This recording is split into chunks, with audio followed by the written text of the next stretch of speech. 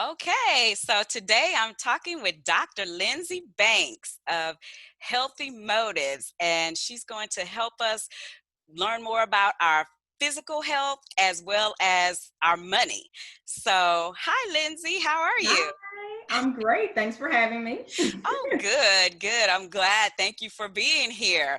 So, I just want to start out with, can you just tell us a little bit about who you are and your background? Yeah, so I'll kind of start with my personal background. So I am originally from the Midwest. So I grew up in a small town, Alton, Illinois. It's right outside of St. Louis, maybe about 20-25 minutes. I grew up in a middle class family, so we weren't poor, but we definitely weren't rich.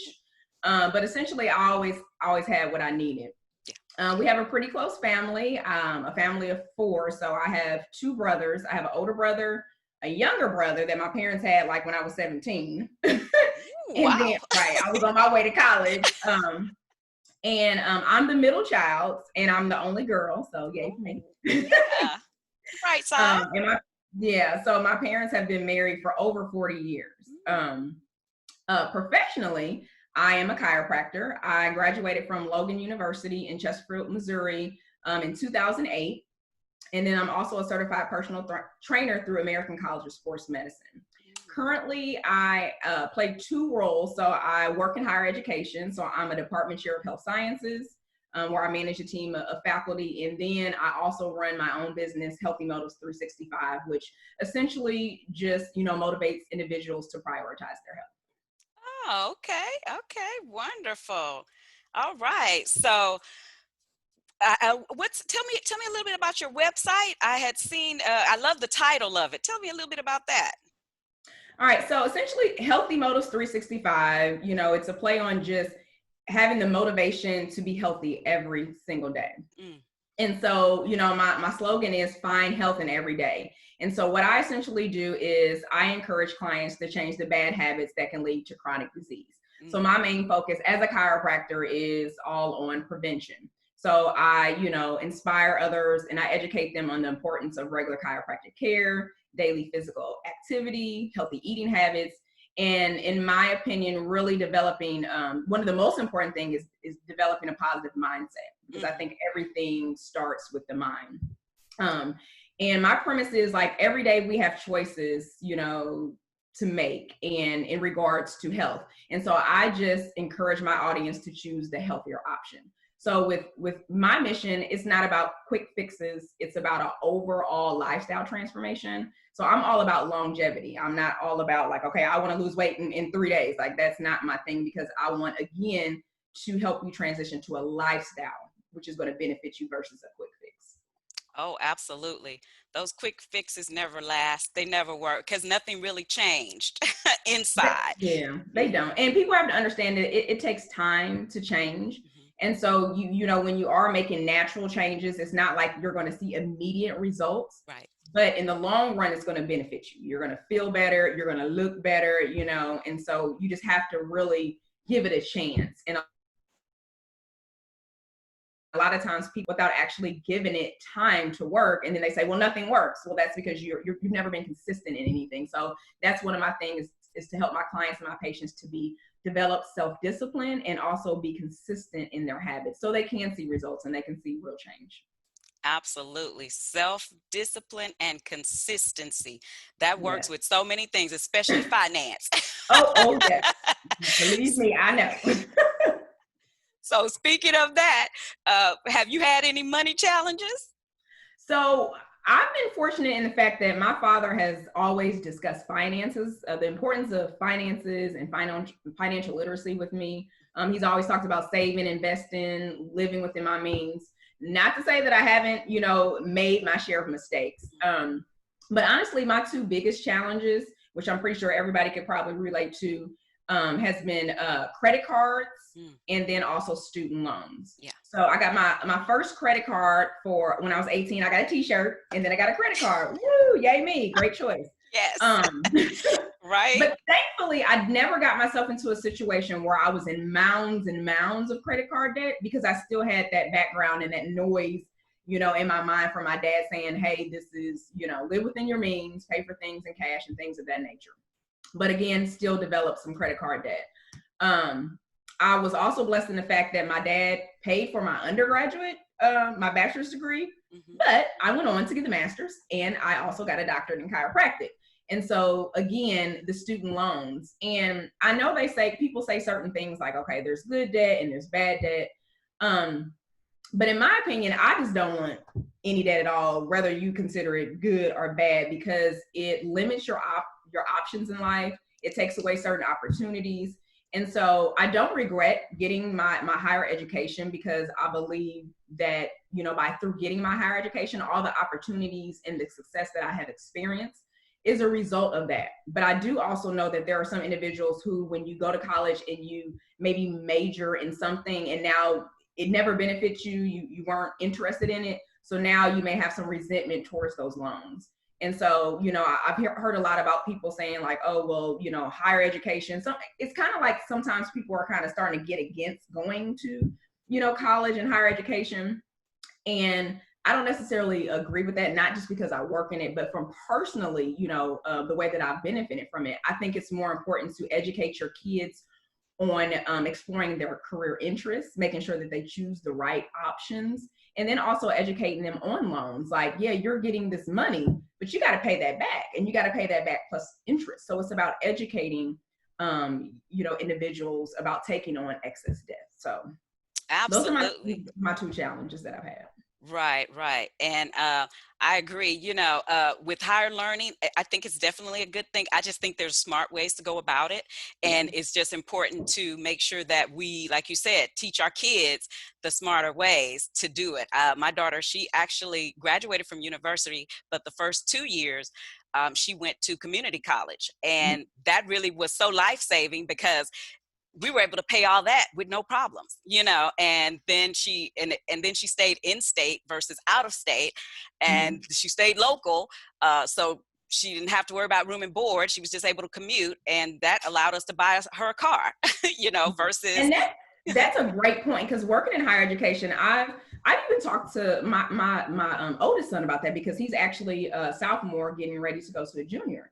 And I even talked about, I remember back in the day, in my day, it used to be like, oh, community college, you don't want to go there, And to me, like, if you go there and get your general education credits out of the way, yes, and then you transfer to your, 4-year university or what have you, you know how much money you're going to save? You know what I mean? So it's little things like that. And honestly, when you go to like a job interview and things of that nature, they're not really, some people may, depending on the company, but they're not really checking for like, okay, well, what university did you go to, or what's your GPA? They're looking to see if you got a degree, and they're looking to see if you have the skills and the abilities to play a role in their company and benefit their company. Absolutely. So those are things that you really have to think about. That is so key. That is so key. Yeah, maybe a Harvard degree will serve you somewhere, but in general, like you said, most they just want to make sure that you have the education and the skills to do the job. Right. And if you can sell yourself, you're in there regardless of what college you went to, and you saved yourself a lot of money along the way. Definitely. So as far as did you ever have like an aha moment with as far as your debt, or was it just your dad's influence that kept you on track? Well, honestly, it was a kind of a combination of both. Again, like, I've always made it a point to live within my means, because I had that influence from my father. But honestly, just recently, this pandemic, with the coronavirus, has really kicked my debt-free journey into high gear. Just seeing all the individuals who were affected, and then how most Americans, even before this, were literally living check to check. And I don't know what percentage it is now, like what, 80%? I don't know. Yeah. It's a lot. It's a lot. It's somewhere 78, 80%, something like that, even before the pandemic. So exactly. So now, just thinking about now, it was just quite alarming to me. And I'm fortunate that I work in 2 industries where, I was able to transition completely online. So with higher education, a department chair, I'm able to do my job from home. With Healthy Motives 365, I have a lot of virtual services, so lifestyle coaching. I do online personal training and things of that nature. So I was able to convert that stuff to online. But even though I'm fortunate in that aspect, I still had this like thought in my mind, like what if I wasn't in Mm-hmm. an industry where I was able to quickly transfer online? Like for example, my husband worked at a gym, and so Yeah. obviously, like, okay, we not for your safety. No, we not. You don't need Right. to work. Right. And we were in a situation where financially we were able to allow him, like, okay, let's not risk your life. You know what I Right. mean? Right. And he was able to come home and be home with us. And so I have a personal goal now is to be completely debt free by my mid 40s. And when I say completely, I mean like credit cards, student loans, and mortgage. Um, one thing, like I said, is just I started to think about like, okay, well, how much do we have in our emergency fund? Like thinking about what if we would have had to pull something from our retirement accounts and things of that nature. So this current situation has definitely opened my eyes to, even though we were in, a decent and a good situation, kind of to start off, but not completely secure. So like I said, if I wasn't still able to work from home, then yeah, it would have been a different situation. And so that really, opened my eyes. One thing that also happened was I'm currently, like I said, I have mostly online, and I was doing some personal training, boot camps and things of that nature, but I completely stopped the in-person stuff. And I was actually getting ready to sign a lease because I'm ready to expand my business into offering chiropractic care as well, in person. And when all this started, it actually made me slow down and really think about the best and the most responsible way to actually expand my business. Because I don't, at this point, like I said, I'm on a debt-free journey. I created this vision board at the beginning of the year, and debt freedom was on my vision board. And so, like, really having to stop and think, like, I don't want to rush into expanding a business just to do it and take on additional debt. So right now, I've really focused my efforts on freeing up enough discretionary income to cover my office as I build my clientele. And honestly, if it takes me a little longer to open an actual brick and mortar location by a couple months or even 6 months, like, I'm okay with that, because the only person that was putting pressure on me was me. Yes. And so right now, like I said, my priorities have definitely changed as I've gotten older. Like, I'm all about financial independence, Yes. expanding my business without taking on additional debt, and being an example to my kids and being able to leave a legacy for not only my children, but my children's children. So such good key points. A lot of things, good things, information in there, Lindsay, because that is so true. I mean, I am 100% debt free. Hallelujah. And let me tell you, girl, you are inspiration. let me tell you, the peace of mind. I mean, I was interviewing with a lady yesterday, and I was just talking about some of the stuff, and I was saying how during what being debt free has given me during this entire pandemic, I never even flinched. I mean, that's just how secure my finances are. We actually even went ahead with um, a floor remodeling project that we already had built into our budget before this pandemic hit. So and he just finished last week, actually. So it was once they started opening things back up in May, I got him out here, and he got started and never even flinched, never touched a savings, an emergency fund, nothing, because that's just how well I've finally gotten my finances to that point where it was more of I was more concerned about where to buy food at one point than I was Right. about being able to buy food, because About food, I had yes. the money, And I just couldn't find the when I food. tell you, that is amazing, and it's a blessing, and that's like, that's where everybody should be ideally, you know what I mean? But it's like we get caught up in just like instant gratification Yes. and wanting things immediately instead of just like saving and working for it. And not to say that I am perfect, because again, in my like early 20s, mid 20s, I was that person like, oh, I'll just put it on my credit card, Yes. I'm going to pay it off next month. Oh, yeah, that didn't happen, Right. And so now I'm in a mindset, and this has been going on. Now, it didn't just happen. I've been on this just journey. Like, I really just woke up, a couple years ago, but really within the last 2 years, like, I got it in my mind, like, guess what? If I can't pay for it in cash, we're not going. So that be it vacations, conferences, buying, whatever it is, if I can't pay for it in cash, that means that, not to say that I don't have other means to get it, we got saved money in our savings. But no, I'm not touching that, Right. and so like, that's my mindset now. And it feels good. Like, I don't put myself in situations where I'm tempted to buy something or go shopping. Like, I don't just browse websites and, think, like, I don't do that, because again, I'm going to see something that I like. I'm Right. that I think is cute. But then right now I'm like, it's a pandemic. Why am I buying clothes? I'm not going nowhere. You know what I mean? So like, what's the point? I have things in my closet that I haven't even really wore. So why am I buying new things for what? Am I trying to impress somebody? I don't care what other people think about me. Right. In the large scheme of things, you know what I mean? So it's kind of like, what is the point? And I think a lot of times people, not to say that every once in a while you want to treat yourself and buy something, but I'm going to buy it using cash so I can actually, afford it, not just saying I'm going to charge just because I just want it.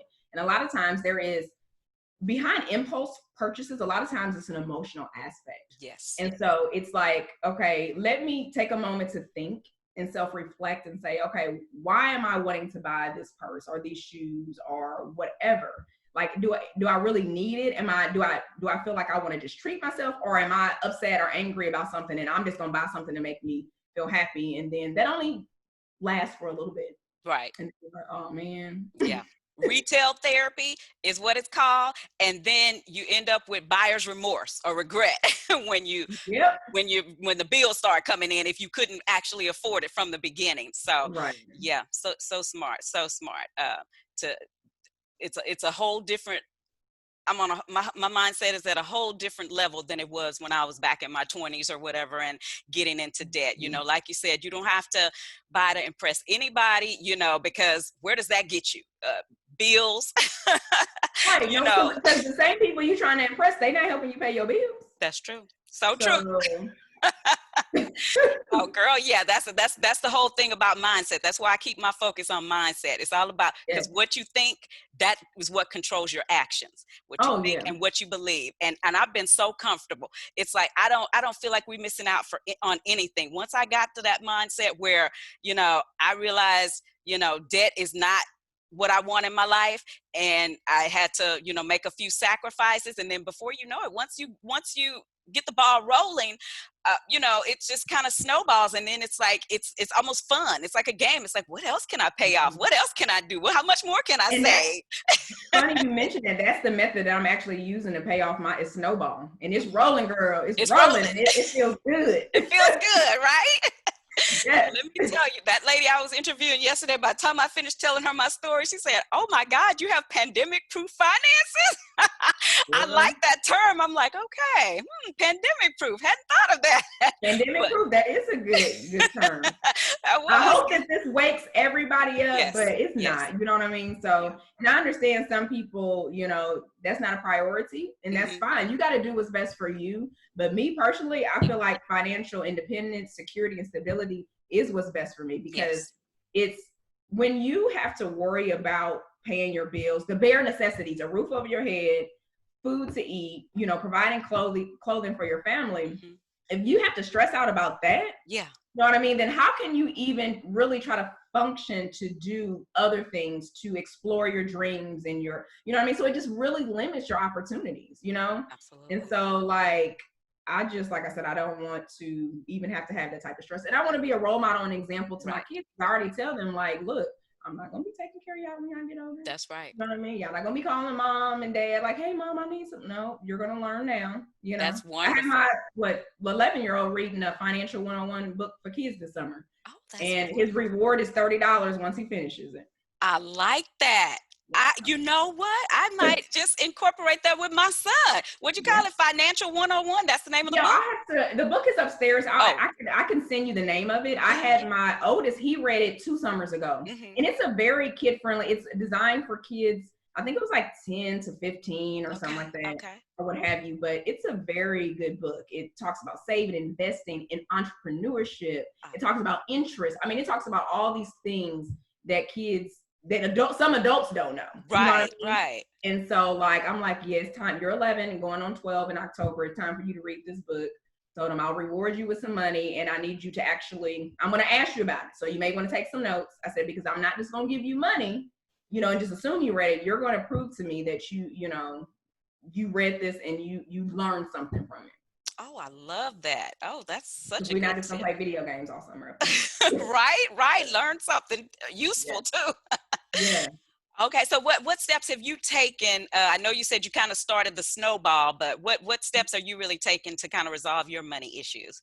So again, currently my goal is to completely eliminate my debt and to continue to grow our emergency fund. Hmm. So a few of the things, like I said, I made a vision board, and that was on my vision board Okay. at the beginning of the year. So again, with being at home, all the extra funds, that we saved from not traveling, like there was a couple conferences I was going to go to.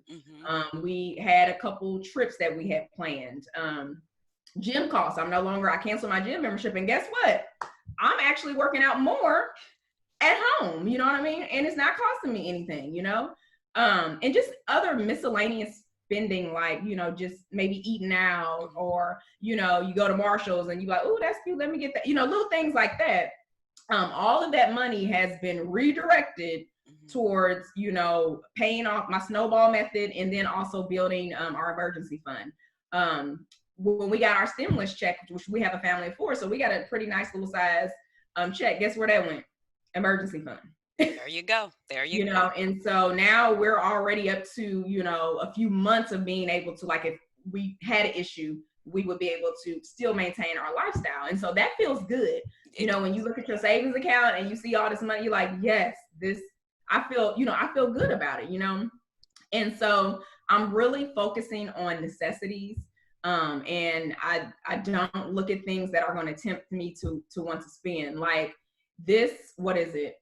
I want to say maybe last week was the first time, like, we ordered pizza, and you would have thought that the key, like, I don't know, came into $1 million. Because when them kids came downstairs and saw that we had ordered pizza, they was like, oh my God, pizza. Like, we have not, like, bought any food out, and to save money, and then also for safety reasons. Like, I just don't, you're already taking a risk eating out right now. I really don't want to take that risk. And so just the money that we would have just normally spent, I'm really redirecting that towards, building an emergency fund and paying off debt. Excellent. All great things. It's amazing all the things that you know just this pandemic really could actually put more money in people's pockets. Like you said, you don't even need the gym. You're not eating out. So, I mean, you would hope that people are being able to save a little bit more. You're not driving, so those are all excellent. So And I now, really realize that we're fortunate, because there are other yeah, people, that aren't so blessed in that aspect. You know what I yes, mean? And so I don't take it for granted. And honestly, I feel like during this time frame, I've actually been able to, even though I'm on like a debt-free journey and building my emergency fund, I've been able to donate a little bit more to nonprofits. Not a whole bunch, because yes, I still got my priorities, but just being able to give to others yes, who are in need. You know what I mean? Not a whole bunch, but yeah, just something. something. Yeah, and it feels good. And that's eventually where you think about Dave Ramsey and the baby Yes, steps. Like, eventually step 7 is building wealth and being able to give like no yes, one else. yes. It feels good to be able to give to other people, especially when they're trying to do something positive in the community, Mhm. and help other people out. Being in a position of being able to do that, it really does feel good to be able to help out. And so that's one of my ultimate goals as well. Yes, me too. And I have given as well. And because I've seen the long lines of people at the food. I've been donating to the food bank a lot because, it's sad for people. I'm blessed. I feel blessed. I'm grateful and thankful that I am still working. My financial situation is good right now where we'd be okay for a good while, even if neither of us could work. But thankful that we still are working, and it's so important to be able to pass that on, or you know contribute into the community to help other people, because I've seen those long lines of cars on the news where people were and it's just so sad and amazing to me that there are so many people that need help. I just couldn't even believe the lines. It's like, oh my gosh, this is really hurting a lot of people. So Mhm. God willing, we'll get through this soon. Yes. So now, when it comes to the healthy part, now why tell us your opinion or your advice on why maintaining a healthy lifestyle is so important for overall well-being. So, in my opinion, health is really truly the foundation to wealth and overall well-being. If you think about it, health can affect your ability to maintain your career, which can affect your ability to care for your family financially. Yes. Um, so I've always had a healthy mindset, but it's just kind of it's kicked more into high gear, with our business and just wanting to really help and inspire others. But it's important to prioritize your overall health, and that's not only just it includes your physical health, your mental health, your financial health. Because when you think about it, when you have financial difficulties, it can lead to mental stress.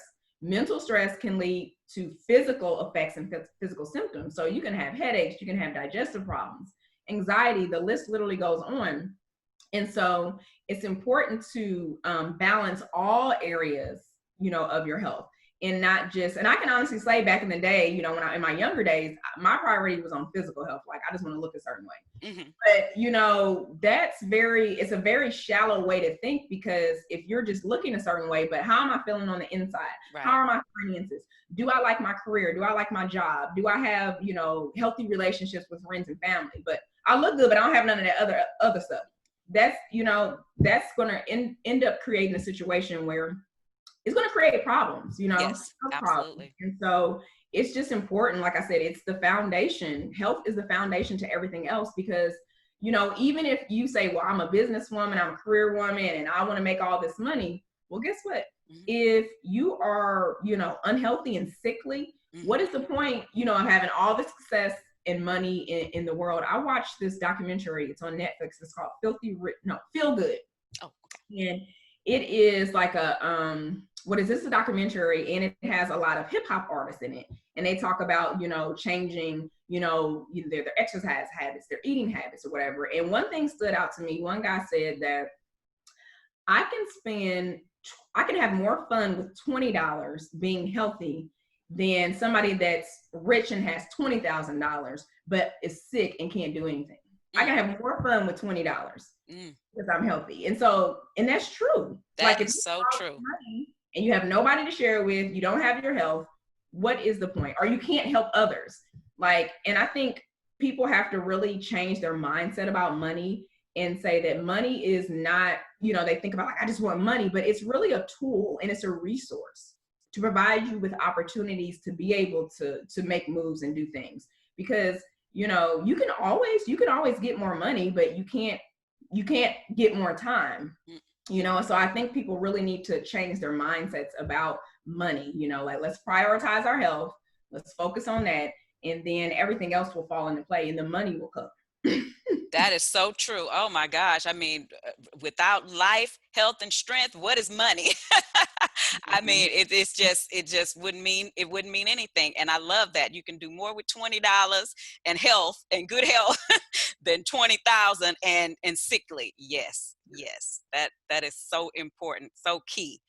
Well, now tell me, what are some actual impact can poor health have on your finances? So there's this quote that comes to mind that I've seen quite a few times, and it's not my, saying, but it's something that I saw. It's, if you think wellness is expensive, try illness. And so in the long run, not having good health is going to affect you more. And not only can it affect your finances as far as your career, but poor health can affect your ability to get life insurance, to even qualify for it. It can affect your health insurance rates, how much you're actually paying. It can result in very high prescription costs. There's people that have prescriptions that cost hundreds, thousands sometimes, a month. And then you think about the added costs and just having to go to the hospital, ER visits and things of that nature. So, and everybody doesn't necessarily, think about those types of things until they need it. You know what I mean? So oh man, I need life insurance now. I'm getting older, but I haven't taken care of myself. Now I'm paying way more, So there's all these things that, people don't think about in, just living everyday life or whatever. But I'm all about prevention. I'm all about longevity. So it is so much easier to prevent something than now I have to treat it. which is why I decided to take an approach to, become a chiropractor and be more focused on holistic health, is because I'm all about prevention. Not to say that some medications are not necessary. You know what I mean? That's not the type of person I am, because I know there's some people that are way on the far end where there's no medicines, no anything, that's not me. But I do believe that a lot of the medications and things that people have to take on a daily basis, a lot of it can be prevented simply through, our lifestyle habits. And so again, all those things take a big toll on your finances. Absolutely. And I am a registered nurse. And so, and I work for an insurance company currently, and I hear people calling in asking about their prescription. It was denied or whatever from the insurance, and the actual medication itself, like you said, may cost $1,400. I'm like, oh my God. I mean, who can afford, $1,400 a month? We're talking Yeah. about a month for a Um, prescription. And if the insurance won't pay, then they're just kind of like, they're desperate. It's like, I need this medication. So, oh my God, prevention. I'm all about prevention for sure. Get those annual checkups every year. Your insurance is covering it with most of the time with 0% copay, or yes. even, there's low cost, clinics that may do it. But yeah, stay on top of that. Do as much prevention as you can, because, oh my God, it's an ounce of prevention is worth a pound of cure. That's what the saying is, right? Yes, it is. It definitely is. Okay, so now since I like to kind of like empower women, so what are some costly habits that women should avoid in order to improve their health? So I'm going to give two examples as far as cost. Like one is cost as far as like money, and cost versus your time and your health. Absolutely, yes. So, some of the costly habits is, first of all, living a sedentary lifestyle, which means like you don't do a lot of moving or physical activity. So not being active on a daily basis, not eating healthy foods, all those things are going to cost you something in the long run. But as far as finances, one of the biggest things that I think set us up is eating out and eating a lot of fast food. The cost adds up. It takes a toll on your health, and it takes a toll on your waistline. For sure. Yes. So these foods, they don't really provide your body with the necessary nutrients to even stay healthy. And so, not to say that, my family is perfect and we never eat out. Obviously, that's not the case. Before this pandemic happened, I would honestly say, we cook about 80 to 90% of our meals at home. And it's not even about necessarily, eating salads all day and, eating perfect all day. But it's just like I can make my family, like, for example, I'll give you an example of a meal. A pot of spaghetti, a side salad, and some garlic bread. For the same price, I can buy those ingredients that you can do to spend like, what is it, like a value meal at a fast food restaurant. Because the value meals, they going up and up and up higher, so I can feed my whole family and have some leftovers, for the same cost of that. And so just saying that you should never eat out or never, go out and enjoy yourself, but really pay attention to how much you're eating out. Pay attention to when you are eating out, what types of foods you're actually eating, because again, it's going to cost you in the sense of your health, and the costs add up. Like if you eat out 3 or 4 times a week, you know what I mean? You spending a couple $100 a month just on fast food, when you can spend that same money on groceries and have way more meal options and healthier. Yes. Depending on the type of groceries you buy, though, because that's the problem. Like if you buying snacks and cookies and chips, that's different. No. We'll get to that later. Well, track it. I mean, if people actually wrote down how much, a mental accounting doesn't work. I've been there. If you actually wrote down how much you were, every time you spent on eating out, it would probably shock most people. I think I did an article once where it said like the average family spends maybe $3,000 a year on eating out. Now, just imagine if at least a third of that was in your savings, or 2/3 in your savings, and maybe you only spend $1,000 eating out. I mean, that really does add up, especially if you're not paying attention. So very, very important there. Now, how can people afford, especially women, how can women afford to eat a healthy diet? Okay. So with this one, like I said, me honestly, So some people, when they think like, okay, I want to get healthy, I want to eat healthy, they think, okay, like I can only eat salads. I have to, get some expensive meal prep company to deliver my meals. And that's not the case. The way that I look at it when I work with my clients and patients, it's more so, okay, let's cook at home more using fresh whole ingredients. Start with things that you already like to eat and make them healthier. So if you're a pasta person, okay, throw some veggies in the pasta. If you like, fried chicken, let's try, roasting it, or let's try baking it. So let's start slowly and transition the types of meals that we already like to eat and make them healthier. Because again, trust me, not eating healthy will end up costing you more in the long run. Absolutely. So it's just kind of like just swapping out some of the ingredients that you have. Like, for example, if you're somebody that likes white rice, okay, let's switch to brown rice. That's not a super added cost. It's not going to change the amount of money you're necessarily spending, maybe a couple cents. But again, it's a way for you to eat healthier and not necessarily have to spend so much. So it's all about, like I said, cooking at home more. That's a first step. Even if you still cooking stuff that's not the best, cook it at home. At least you have a control over, what you're cooking, what you're putting in it, and you're not necessarily putting any added stuff in it. That's number one. And then trying to use fresher ingredients. So instead of using, like, for example, canned vegetables and canned fruits, a lot of times they can have a lot of preservatives, added sugars and things in there, extra salt. And so try buying fresh veggies and fruits. You know what I mean? And so just little changes like that will definitely help you to be able to afford to eat healthier. So again, you don't have to hire a super expensive meal prep company or what have you. Nothing against them, but I'm just saying, don't think that since I can't afford that, I can't eat healthy, because that's not the case. And also, just out of sight, out of mind. Don't, you think about the amount of money that you may spend on like snacks, sweets, cookies, chips, and things of that nature. Don't buy that stuff and have it in your pantry. So then when you go in there and look, you're tempted. Like for me, for example, when I go in my pantry, I don't have a bunch of cookies and chips and snacks and sodas. That's not an option. So, okay, I'm hungry, I want something to eat. Oh, well, there's an apple, I'm gonna eat that.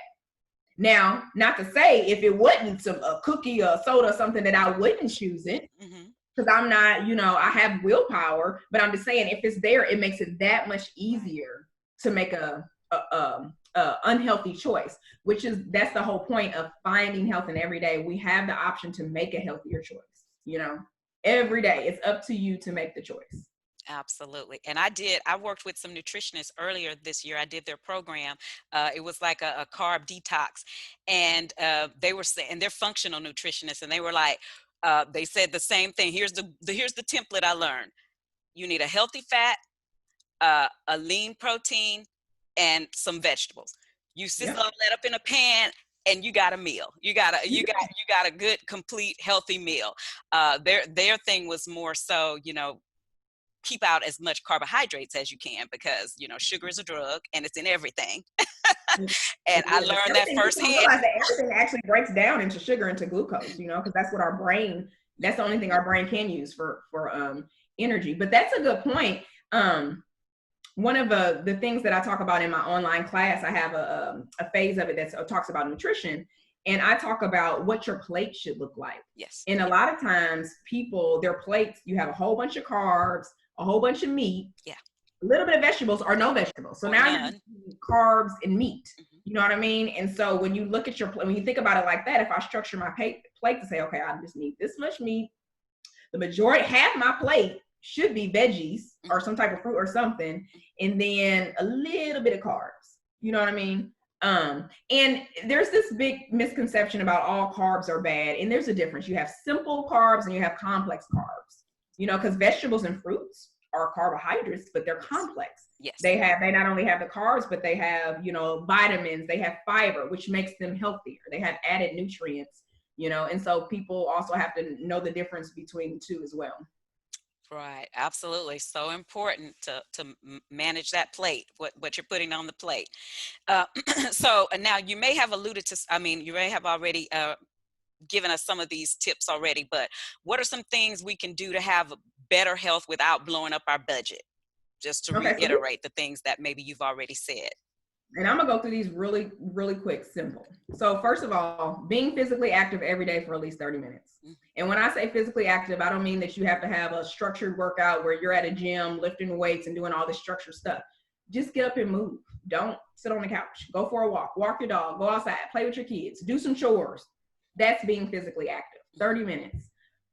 Drink half your body weight in water. So example, if you are 130 pounds, that means, okay, I need to drink 65 ounces of water a day. Water, our body is made up of more than half of our body is made up of water. It helps, all the physiological functions that occur. Water is a necessity. And so it's going to help keep bloating down as well. It's going to help keep you regular. It's going to help with weight loss. So again, simply drinking enough water. And a lot of people don't. Getting 7 to 8 hours of sleep every night, that's important. I mean, because if you don't get enough sleep, first of all, it affects your being able to think productively. It can affect your hormone levels. You know what I mean? It can affect your stress levels. Absolutely. So again, simply getting enough sleep. Eating veggies and fruits every single day. I don't care if you just start off with one serving of each, just make it a goal to at least eat one serving of each every day and then build upon that, because there are a lot of people that don't eat any fruits or vegetables on a daily basis, and it definitely affects your health. And then lastly, practicing mindfulness and just finding healthy ways to deal with stress. So when I say mindfulness, I just did a talk with one of my colleagues about mindfulness versus meditation. And that doesn't mean you have to meditate and be silent for, 20 minutes. Mindfulness is just paying attention, living in the moment and being present. So if I'm eating my food, instead of me eating and working and checking emails and doing all this other stuff, no, I'm going to sit here, I'm going to eat my food, I'm going to enjoy it, I'm going to chew it, I'm going to swallow it. And that helps reduce the stress, because if you're eating and you're stressed out, then that shuts down your digestive system, which is going to give you bloating. It's going to give you gas. It's going to give you all these issues. So again, just really slowing down and living in the moment, and then finding healthy ways to deal with stress. I love me some wine. Okay. And back in the day, instead of me just like, okay, taking a moment, let me exercise, let me go for a walk, let me get some fresh air. Oh, I'm gonna get this glass of wine. No, okay, I still drink wine. Not to say that I don't. I like it. Okay.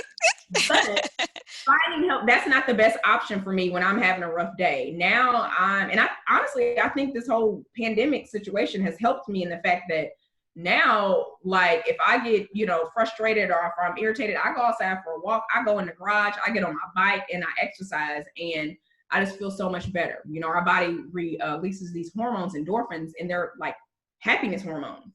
And so they make you feel so much better. So again, physical activity, drinking water, getting enough sleep, eating fruits and veggies every day, and practicing mindfulness and dealing with stress. Those are my tips.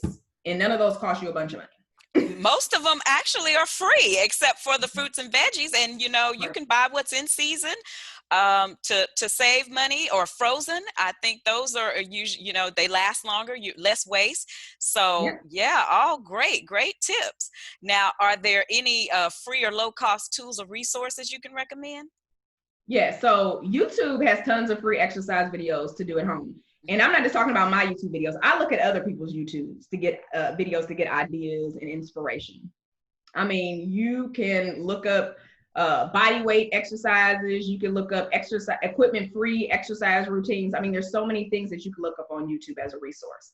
Another thing that you can do, and I just actually did a talk with Mia Bradford, I think you did too, on low-cost ways to exercise at home. So ordering some very cheap exercise equipment from Amazon, resistance bands, dumbbells, a jump rope, a stability ball, all those things, you can order all that stuff for less than $50 and have a complete and awesome workout.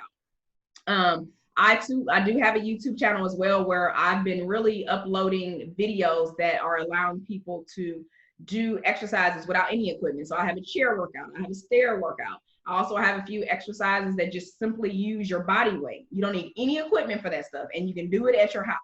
And so there's things out there. You just have to really look for it. And then what I do personally is you have to create an environment that promotes health and wellness. From your social media to your everyday life. Like I said, out of sight, out of mind. Don't keep the junk in the house.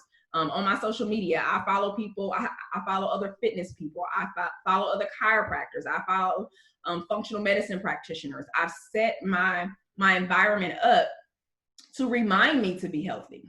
Because if I didn't, then yeah, I could kind of go off track. And so what you read, watch, listen to, it's going to affect your daily actions. And so if you create that environment of health for yourself, then you're going to be more inclined to, be a healthier person. And then lastly, I have a blog, and I have about 50 blogs on various topics of health and wellness. You know what I mean? From anything that you could possibly think about. So again, and all that stuff is free.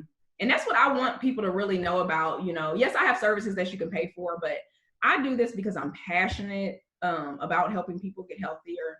I want to inspire other people. And so that's why I'm always shooting videos, writing blogs, posting things on social media, because I want to do this because I want to help other people. It's not even necessarily about the money, because if it was just about money, then I wouldn't even be really doing this side business. I have a great career already, you know what I mean? So I work full time and I still do all this, you know what I mean? And so it's kind of like, I just want people to really prioritize their health. Right. So important. And I like that you said that. That's basically like decluttering your environment. I mean, you only have the things in your environment that keep you inspired and keep you motivated. I like that. Getting rid of that's one of the reasons why I'm never on Facebook. Well, at least not going on. I haven't been on I'm doing what is it? Social media free Sundays. Yeah. I'm not looking at it. I have to take a break. You know what I mean? Because that stuff is just. Yeah, it's too much. Well, so what I know you said you have a website and you have a YouTube channel. So tell us about where people can find you and what you've got going on and your services and things like that. So I do have a couple services right now. I have an online course. It's a transition to a healthier lifestyle. And essentially all the things that I've talked about throughout this interview, it focuses on 5 key areas that I think are the foundation to transitioning to a healthier lifestyle, not quick fixes. If you want a quick fix, I'm not your girl. Right. So I start with mindset, nutrition. I talk about sleep and self-reflection, physical activity, and lastly, to me, very important, discipline and consistency.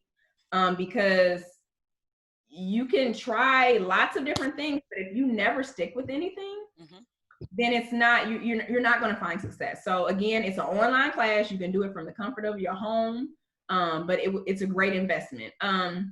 I also offer lifestyle coaching services, and they pretty much offer guidance, accountability, and support somebody that's ready to really finally get themselves together.